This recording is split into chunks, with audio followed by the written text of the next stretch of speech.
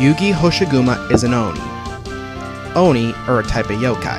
They are the strongest around, and Yuugi is one of the strongest in all of Gensokyo. And sometimes, the GR hires her to do yard work as she has the strength of the strongest of goods engines, but she mainly does shunting as she can easily replace a tank engine. Today, Yuugi was moving trucks in the harbor. She gave a mighty push and the trucks careened down the line and slammed into some buffers. Shiro saw this and went to see Yuugi. "That was very irresponsible of you, Yuugi-chan," scolded Shiro. Yuugi felt slighted. "I feel like I'm not using my full potential working on your railway." Shiro was intrigued. "How so?" "If I had the strength to reverse the flow of rivers, flatten trees, and demolish buildings by stomping heavily, then why am I relegated to mere shunting?" complained Yuugi. "I'm sure if you ask my controller, I'm sure she can let you pull a goods train," replied Shiro. "I suppose." She paused, then laughed. "After all, I am the strongest in Gensokyo." Shiro laughed too, but across the yard was Dizeru, who had heard everything. "The strongest in Gensokyo, she says," he sneered. "I'll see about that." Yuugi was on break and was enjoying some sake from her dish. Dizeru used this chance to prove himself that he was stronger, so he began shunting trucks 2 by 2.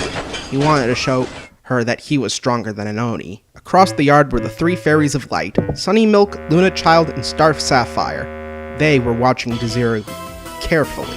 "Let's show that Papa's logo what real strength is," chortled Sunny Milk. "I don't know," said Luna Child, unsure of herself. "Don't you think you might call Rain on us?" "I don't care," shouted Star Sapphire playfully. "I want to pay him up for arrogance." So, while no one was looking around, the 3 fairies used wooden poles that they had found and worked to the brakes on the trucks so that way they were on. They even used their powers to break into the brake van and turn the handbrake. Once Dizeru had stopped shunting trucks, they ran back and watched carefully. "Great," said Dizeru, who was congratulating himself for shunting such a long train. "Now I can show that lousy Oni that I'm the strongest in Gensokyo." His driver uncoupled him to the train, and Dizeru gave a great heave, but the train didn't move. He went to pull forwards, but the train wouldn't move. He lurched ahead and only heard the coupling groan. He soon heard laughter coming from behind.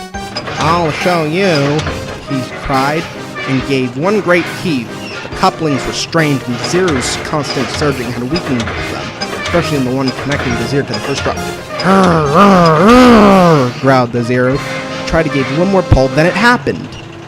The coupling snapped, and Dizeru shot forwards and ran into a siding that ended with a loose set of buffers leading into the Zanzu River.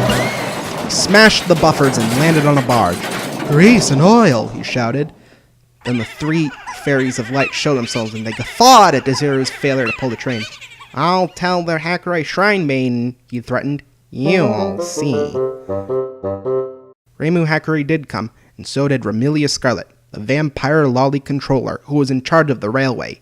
"Dizeru, I am disappointed in you, but I only wanted to show that baka Yuugi that That's quite enough out of you," she scolded. "Miss Hoshiguma is a fine Oni. You're just a pompous twit. If anyone's the baka here, it's you." Dizeru only grumbled under his breath as he was hoisted onto the breakdown train. At the end of the day, Yuugi was preparing to head back to her home in former hell, when Shiro came by to see her off. "Sorry about Dizeru earlier," said Shiro, having heard of what happened. "It was nothing, Shiro-san. From what I heard, he won't be trying to upstage me anymore. Hell, even Remilia gave me some fine sake for my troubles." "Well, you could say that there could only be one," chortled Shiro. The yokai locomotive laughed as the sun began to set on what was certainly an interesting day.